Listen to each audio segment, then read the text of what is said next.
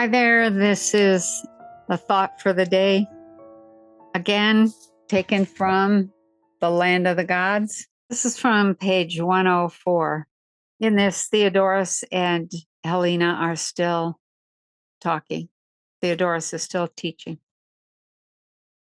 And he says, the continual rush after more money, more comfort, more pleasure, after we already possess all we require, which characterizes our present civilization, isn't necessarily the sign of greed, viciousness, and moral depravity, but it is rather caused by the instinctive impulse inherent in the human constitution to reach something higher and better, and which expresses itself on the physical plane. Humans intuitively know that no matter how wealthy or famous they may be, they have not yet reached a state in which they will be content to rest. They know they must still keep on striving for something, but they don't know what that something is. Not knowing the higher life, they strive for more of those things which the lower life affords, and thus they waste their energies on the attainment of useless things. Thus, we may see a bug or a butterfly falling into a lake and, in its vain efforts to save itself from drowning, swimming away from shore because it doesn't know in which direction the means for salvation exists. Thus, the curse of the world and the root of all evil is ignorance. The curse of humankind is the ignorance of their essential nature and their final destiny. The efforts of a true system of religion and science ought to be, above all, to remove this stupidity. But it is also true that ignorance and conceit are closely connected, and that the ignorant hate someone wiser than themselves. If one person, knowing more about the requirements of their nature and desiring to employ their energy for the attainment of a higher state, were to dare to assert their manhood or womanhood and to rebel against the chains of what is fashionable, could they continue to live unmolested in their community? And if they were to emigrate to another, wouldn't they be exposed there to the same troubles?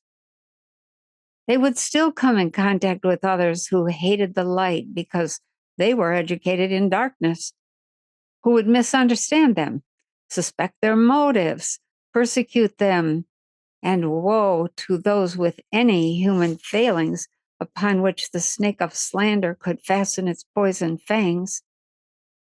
Wherever darkness exists, there exists a hatred of the light. Wherever an ignorant human enters, their imperfections enter. Wherever ignorance resides, there is an entourage of suspicion, envy, and fear. Wouldn't it be more within the scope of true science to enlighten humankind about their true nature than to invent theories regarding the causes of phenomena that they don't know and can't prevent? That which is almost impossible to accomplish by the unaided efforts of a single individual may often easily be accomplished by the cooperation of many. This law seems to prevail in all departments of nature.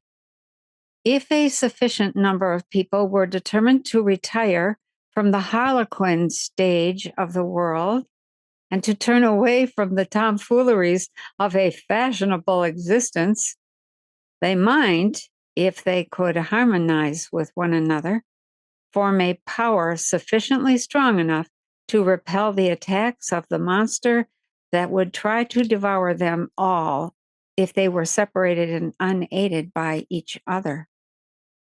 Those who are not yet progressed far on the ladder of evolution need those who are upon a higher step to assist them on their upward way. And the higher ones, to some extent, need the lower for their support, in the same sense that a rock needs solid ground to rest upon and maintain its position. So think about that. How many times have we heard people say, "Oh, I'm looking for people of like minds"? Why? What are they really looking for? They're looking for people that would allow them to progress spiritually, to unfold their consciousness, to maybe make mistakes with that and to not be ridiculed or laughed at. That's what we're looking for, coming together in community to support the mutual development of all. Think about that as you go through your day and have a wonderful day.